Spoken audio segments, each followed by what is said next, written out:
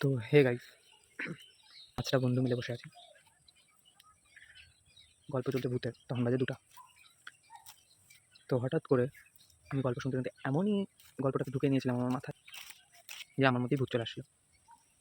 But সেটা ওরা ভাবছিল, আমার সাথে যারা ছিল। বাট আমার মধ্যে ভূত ঢোকেনি।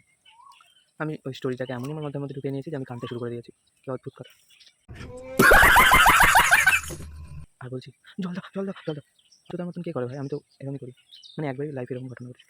আর ওরা আমার থেকে দূরে চলে যাচ্ছে, ওরা হচ্ছে আমি ভূত ঢোকছে, ভূতের গল্প বলছে, অত রাতে ওরকম পাগলের মতন কেউ করছে। বাট আমি এতটা স্টোরিটাকে আমার মাথায় ঢুকাই নিয়েছিলাম, আমি পুরো পাগল হয়ে গেছিলাম। যাই হোক, তারপর চোখ দিয়ে জল বেরোচ্ছে, কাঁদছি আমি, দিয়ে জল খেলাম, চকলেট খেলাম, চকলেট দিলাম আমাকে। চোখে জল নিয়ে বলছি, কী হয়েছে, কী হয়েছে? এইসব পাগল কাজ আমি একমাত্র করে আমি জানি। সেই দিন রাতে আমার কী হয়েছিল নিজেও জানি না। আর ঘরের মধ্যে কথা বলছি ভূতের, খুব জমজমাটি এসে গেছে। সবাই সিরিয়াস, আমি শুনছি সিরিয়াস। আমার মাথায় যে কী হলো সেদিন! যাই হোক, তারপর তো চকলেট খেতে খেতেও আমি শুনলাম। রাত কটা বাজে? 3:30টার দিকে আমরা ঘুমিয়েছি। তো এগুলো ভূতের স্টোরি।